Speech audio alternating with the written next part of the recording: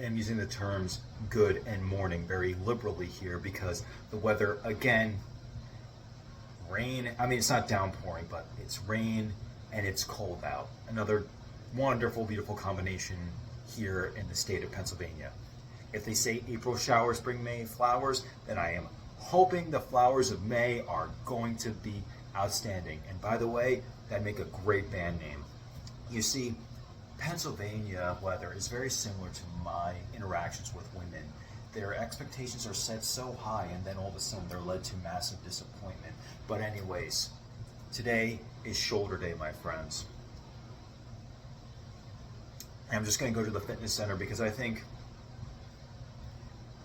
just to play it safe, my neck feels fine, it feels great, nothing is hurting. But for the next couple weeks, if I'm training shoulders and delts and neck, I'm going to be using the fitness center just so that way I'm not tempted to go heavier than what they already have and still get a solid pump in. And plus, I don't think you need that much equipment to train shoulders properly, and the equipment they have there is enough for me to get the really round delts. So I'm looking forward to that. I also still have to make my intro workout with the beetroot powder and creatine. Still drinking one more C4. I got 2 of them. The Jolly Rancher flavor actually tastes pretty good, even though, like I said, I don't really drink canned pre-workout. Not for any other reason outside of, like, I can add my own stuff to powdered versions as opposed to trying to deal with the, like, trying to add in, like if I were to put this in a bottle, then add in other things and the carbonation gets all out of control. But anyway, my friends, it's going to be a good shoulder workout today, I hope. And then I do have to work today, so that's going to be fun. But I do have off tomorrow. And tomorrow I'm going to call my acting coach again just to have a bit more of a conversation with her, see if I can meet with her one-on-one to have more like business advice and things like that for acting, because I think she's seeing how passionate I am about all this, and I'm hoping that's going somewhere great. No guarantees in life, but like I said, I'd rather live a life of no guarantees and have adventure than have a life full of guarantees and never know what's going to happen, and always knowing what's going to happen next, because that's never fun. But anyways, I'm going to chug this down, get my intro workout made, and we're going to go to the gym. I'll catch you guys in a minute. Okay, my friends, since I'm making an intro workout, obviously not making a pre-workout today since it's canned, this is what I'm going to add into for my intra in order to make it have what I normally put in my pre-workout, just so that way I get what I still need throughout the day, what I would normally add to my pre-workout. But I'm rambling on here. Now for my intro workout, normally I always add the beets. I think Force Factor is actually pretty cool. They're affordable. They're also where I get my creatine. Now, these two are normally added into my pre-workout, but since, like I said, I'm drinking canned today, I'm going to be adding them into what I'm going to be drinking while I'm working out. So we add in, it always gets stuck in here, my friends. That's what she said. We add in a scoop of beets. And one thing I like about these beets is they don't have like that strong of a flavor, even though I do like it when I can actually taste a little bit more, but it doesn't taste too sweet, doesn't taste too much anything. Those beets I think are actually pretty fine, like beets from Dre. Then we add our scoop of, yeah, that was a huge scoop, creatine, flop. And lastly, as I normally do, a scoop of collagen, because we want our skin health to be good health too. And it goes. Like I said, I normally add these two into my pre-workouts and chug them while going to the gym, but since I'm not making my pre-workout today, I'm gonna take it another way, but there's no excuse to not get your nutrients in and things you need just because you're not doing one other thing. So always do what you can to make sure you're getting everything you need in your system. But don't dry scoop. Stop doing that. I see you. I see you dry scooping. Stop that. Don't dry scoop. Just add water. It's not that hard. Go to the fountain. Fill you up with a water bottle. Put the scoop in, shake it up, and then stop dry scooping. Y'all are weird. My favorite genre of music is goth music, and I've said that before on this channel, but I wanted to talk about it a little bit more here because why not? Let's have a little bit more fun while we watch me work out. As we all know, my favorite band of all time is the 69 Eyes. I saw them twice in concert. I own all of their CDs, and I also own a few of their singles. The single I'm trying to get now is Never Say Die with Only Fools Don't Fall Once More, because that is one of the only ways to get that song, and I think it is one of the 69 Eyes best songs that just never got released to a wide audience because it was just a single exclusive, not something that got released to a wide audience. I think it was on the Japan Angels CD. I'm not 100% sure. But with goth music specifically, a lot of people still kind of think that the genre is a sub variation of death metal or black metal or sometimes even nu metal, but it's really not. Not at all, actually. Goth music is very low key, low vibes. There's heavy goth bands out there like Typo Negative, Unto Others, but they're the exceptions, not really the rule. And even Typo Negative, they have a lot of songs that are more symphonic and very slow paced than they do songs that are of high energy, like I Don't Want to Be Me or something like that. And there's also bands like Him, which are more, in my opinion, symphonic metal than they are straight up goth. Now, they do have great goth elements in them, but I never saw Him as a pure goth band. They are a very popular band in the goth scene, mind you, but this goes down to like debating, like, is this band emo or not? Because it can get, that conversation happens in the goth genre too. Other really great and influential goth bands are Bauhaus, Sisters of Mercy, and Joy Division, but Sisters of Mercy and Joy Division are more or less sometimes debated to be post-punk, but again, or the emo type argument all over again. And that's kind of the thing I like about goth music, is it's pretty debatable of what bands within the genre are considered goth and aren't considered, and just the low-key vibe to it, it's soothing in a way, and I like that. So now I am back from the fitness center and I am making my post-workout yogurt with protein in it. And I used the last of my yogurt, which wasn't that much. So it's going to be nice to have something to satisfy me until the end of my shift today. Now, I do still have my rice cakes and peanut butter that I'm going to bring with, just so I have something to snack on. And if I start getting like really hungry in between the shift, I can chew on that for a little bit. Because there's a lot of walking around, like a lot of walking around, a lot of driving around, just that type of stuff. Especially since I'm probably gonna be outside in the rain a lot today, which I'm not looking forward to. But it is what it is. You gotta have the rain in order to appreciate the sun, as I say. I just wish I was allowed to see the sun every now and again, because it hasn't stopped raining within the last probably 4 days. And if it's not raining, it's just borderline, just dark out. It might as well be nighttime. But I actually have a little bit of time before I have to go to work, so I can relax a little bit. I don't want to get too relaxed to where I start like crashing, if you know what I mean. But the good news is that when I was at the gym or the fitness center or whatever you want to call it,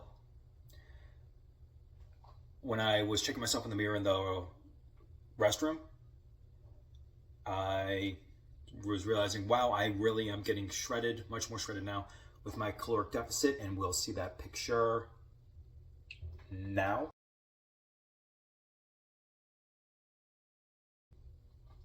I have to say I'm looking pretty good so far, if I'm allowed to be egotistical for a little bit. But it was fun. I liked the workout, and it didn't last too long either, but I still got a very solid pump, and that just goes to show you really don't need a lot of time at the gym. You just need quality time at the gym. Now, you do need to do plenty of time with cardio, but when it comes to weight training and things like that, you don't need to be at the gym for like 2 to 3 hours.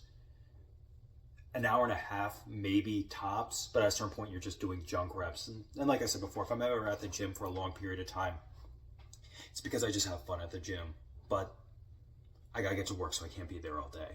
Anyway, I'm gonna eat this, gonna relax for a little bit, run to the store just to get a couple more apples so I can eat those at work, and then work my 8-hour shift, come home, make supper, do my wrap-up video, do my mobility drills or my split drills, and then call it a night. I have off tomorrow, so I'm looking forward to that, and tomorrow is discount Tuesday for movies, so I'll see if there's anything fun playing at the cinema. But I'll catch you guys at the end. Peace. And I am finally home. Now, I've actually been home for a while now. But I ate supper, I did my mobility drills, and now we're just kind of wrapping things up. And today was an okay day. There was a little bit of working outside, which I wasn't happy about, but it got done, the work got done, and that's ultimately what matters, my friends. But one thing I was thinking about were films that people don't view as masterpieces, but actually are, because I want to have a fun conversation here. That's how I like wrapping up days, is with fun conversations, if you haven't noticed. And this kind of, I started thinking about this because a while ago I was watching the Nostalgia Critic talk about the old Spider-Man movies, the Sam Raimi ones. And he said, they're not masterpieces, but they don't need to be. And it kind of made me think of, like, how do people define a masterpiece? Do they just mean grand scale epics or something like that? Because, especially Spider-Man 2, because that's my favorite comic book movie of all time, that one is absolutely a masterpiece, especially that scene when the tentacles of Doc Ock wake up before he does and they just start murdering those doctors, is still one of the most horrifying scenes in a movie. Just completely out of left field, and I was like, oh. Because that came out when I was a kid, and that terrified me. And even now when I think about it, it still tingles my spine. But masterpiece is something that, if you ask me, goes out to do what it does, and it does it masterfully. Now, of course, there's caveats. There's some movies that do what they intend to do masterfully, but I still want to call them a masterpiece. So it's a pretty loose, liberal definition of how it might be. With certain movies, there are just some that people wouldn't even assume are masterpieces. Like, let's take the production company, Troma, which is one of my favorite production companies of all time. I'm going to do a video about them one day, I guarantee it. If you watch their movies, you wouldn't think masterpiece upon watching them, but I can think of 4 right off the top of my head that absolutely are. Poultrygeist, Night of the Chicken Dead. Yes, it's about zombie chickens. The First Toxic Avenger, Terra Firma, and Class of Nukem High. All 4 of those films are masterpieces. For the budget and for what they had, those films are great. I recommend everyone watch them if you want to get a loose tutorial in filmmaking, at least independent filmmaking. In the behind the scenes stuff, if you can find Poultry in Motion, I have the collector's edition of Poultrygeist, Night of the Chicken Dead, and it comes with that. I don't know if the standard DVD does. And Poultry in Motion might be on Tubi, I'm not sure. It might be streaming somewhere. But if you want to see the behind the scenes of what it's like to do Troma, I'm an extra in one of the Troma films, and it is chaotic, but normally the end result is spectacular. And other films too, that most people probably just shrug off because of the term masterpiece. Movies like Kick-Ass, awesome movie, great action, great comedy, great drama in moments. Like, that's a very underappreciated movie. People don't talk about it as much. I remember there was a little conversation of it when it came out. But even when I rewatch it now, I still have the exact same feeling as I did when I first watched it. That's why it's in one of my top 10 favorite movies of all time. For a while, it was my favorite comic book movie, but then when I rewatched Spider-Man 2, my brain went, my favorite comic book movies, by the way, are Spider-Man 2, Kick-Ass, and The Crow. The Crow, another masterpiece. And ultimately, I think that's just kind of where a lot of it can be subjective. Like, if I've shown people Poultrygeist and they just give me this look of, what's wrong with you? Or even when I watched Pink Flamingos with my one roommate, or the other time when I was watching Multiple Maniacs by John Waters. John Waters is another exceptional independent filmmaker. His movies aren't as over-the-top gory, but they are some of the raunchiest films you will ever see. Those are debatable masterpieces, but they are still good movies. Definitely check. Parents, adults, check out John Waters. Kids, no. It's definitely an adult only. It's definitely only for adults. Like nothing about that should be seen by children. But John Waters stuff is still required viewing, in my opinion. At least most of his stuff. And especially because we were talking about the Sonic the Hedgehog movies, I think they're getting to the masterpiece level. I love all their movies, but I wouldn't say any of them are full-on masterpieces just yet. There's masterful moments within them, and I think they're almost there. Like I said, they're taking great fan feedback, and they're learning with each one. So I'm hoping with Sonic the Hedgehog 4, when that comes out, that's the one where everyone goes, there it is. That's it. Sonic the Hedgehog 3 was awesome, and it was my favorite film of that year. And that's another thing, too. A movie doesn't need to be a masterpiece for me in order for it to be one of my favorites. Like I said, Sonic the Hedgehog 3 is now in one of my favorite films of all time. Do I consider it a masterpiece? No, not exactly. And there's another movie called Santa Claus, 1959. It's my favorite Christmas movie. It is the most bonkers Christmas film you will ever see. Is it a masterpiece? No. But it's my favorite Christmas movie, and without a doubt, one of my favorite movies of all time. And that's another thing people need to think about too, is that a movie doesn't need to be a masterpiece for you to love it. And that was actually a loose argument I had with a friend of mine one time, and because I was telling him that The Lost Boys is my favorite movie, which it absolutely is. I consider that a masterpiece, mind you. But the way a lot of people see it is that someone's favorite movie has to be like one of the best of all time, which just isn't true. Your favorite is your favorite, which means it's something that you just have a love for. Like, people don't feel the same, like, people don't even have that same opinion when it comes to music.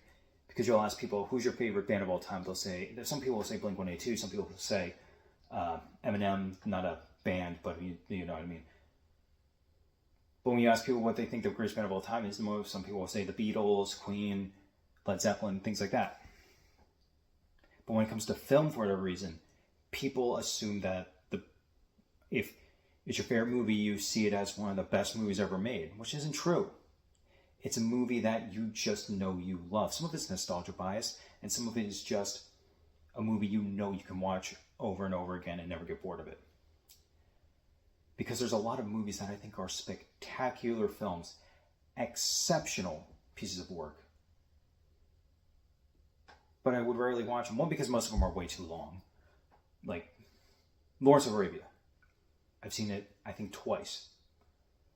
Love the movie. It is a spectacular piece of work. One of the absolute best movies ever made. But it's not, I don't really have much of a reason to watch it again. I mean, if my friends and I have like an epic movie night, I might put that in and be like, here, this is required viewing, because it absolutely is. The Ten Commandments is another example. Spectacular movie, especially being a Christian. that's required viewing for anyone who's a follower of the faith, as far as I'm concerned, and as well as Ben-Hur. These are great movies, but one, they are very long, and it's just that much time. It takes a while for me to think of okay, how much time can I commit to watching this? And that's not necessarily negative, because normally if you are watching an epic, you're sitting down just for that night. You already pre-planned everything. And there's some epics, mind you, that I will happily rewatch over and over again. The Lord of the Rings trilogy. Shoot. My dad loves that series, by the way.